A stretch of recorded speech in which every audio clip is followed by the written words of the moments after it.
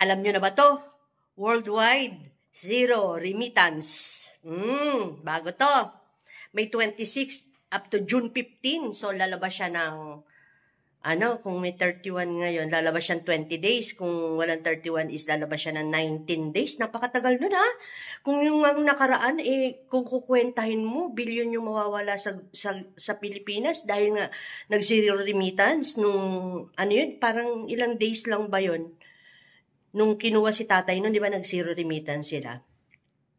A peaceful expression of our opposition to the impeachment trial of our beloved Ma'am Inday Sara Zimmerman Duterte, Vice President of the Philippines.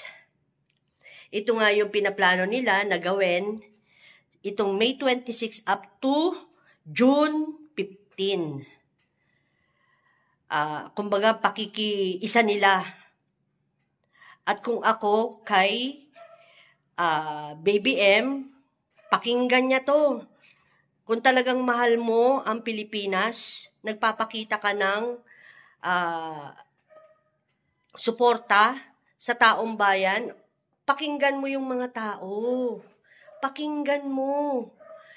Kung ito gagawin nila, sinong apektado? Alam ko na buong Pilipinas naman ang apektado, pero mas apektado kayo. Kasi kayo nagpapatakbo ng Pilipinas. Kasi kayo humahawak nung, alam mo na, saan napupunta yung mga yon, pero malaking bagay yon kung mawawala yon sa inyo. Ngayon pa lang, pag-isipan mo na kung anong dapat mong gawin. Kasi marami nang nagsasabi na bumaba ka na, ayaw mo naman. 'Di ba? Ngayon, kung ayaw mong bumaba, sundin mo yung mga tao kung anong gusto nila.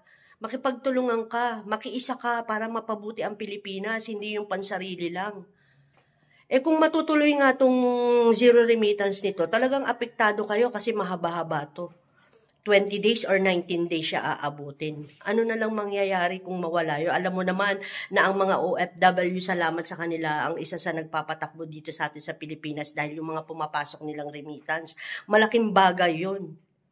Kung tutuusin, malaking kawalan yun kung yun matutuloy. At kung bakit naman din kasi, yung huling halala na nangyari, merong gulong, alam mo na kung ano yung nangyari dun sa eleksyon sa mga OFW na maraming sabi-sabi na hindi maganda ang naging resulta na halos karamihan naman ay nag-straight vote para kay Tatay Digong sa mga alyado niya, ng mga sinuportahan ni Tatay Duterte, pero hindi naman yun ang lumabas.